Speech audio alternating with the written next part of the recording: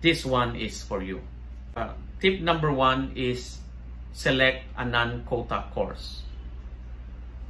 Now, there are many ways to do that. One is, of course, to check the websites and even the other relevant documents that you might find as to which courses are deemed as quota courses.